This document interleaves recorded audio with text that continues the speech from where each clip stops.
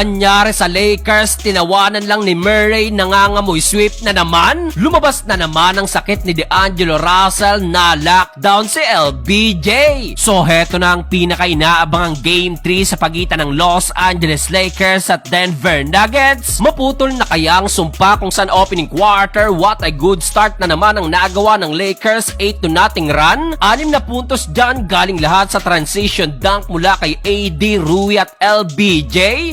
Nakapag-set agad ng tempo ang Lakers, butata pa ni Lebron si KCP, pero after timeout nakabawi agad ng 5 straight points ang Denver Nuggets. To the rescue nga lang si Anthony Davis at LeBron James with already combined 20 points na agresibong-agresibo both ends. Maagang nakuhanan pa ni AD ng early 2 foul si Jokic, pero di naman naging problema yan kay The Joker at siya pang nanguna sa opensa ng Nuggets matapos kumana ng 9 points. Buti na lang na-involved din agad offensively si Rui at Austin Reeves na kumana ng combined 11 points. Tinapos pa ni AD ang opening frame sa kanyang another monster dunk, 33-23, abante ng double digit ang Los Angeles Lakers. Second quarter, Austin Reeves another easy basket, pero dito na nagparamdam ang opensa ni Jamal Murray. Binuli nga lang siya ni Lebron sa painted area back to back, this time kontra naman kay KCP. Gabe Vincent naman finally nakabutas na rin, pasok ang mid-range jumper, kaso agad ding binuraya ni Jamal Murray. After nyan, dito na nakabawi ng run ng Nuggets at yung double-digit lead mabilis na natunaw na naman sa 4, 47-43. Napag-go hard tuloy ang Lakers, LBJ to AD connection. Full speed naman si LBJ at AR-15 off the transition, kaso Aaron Gordon almost double-double na, natip in pa itong huling possession, 53-49, baba sa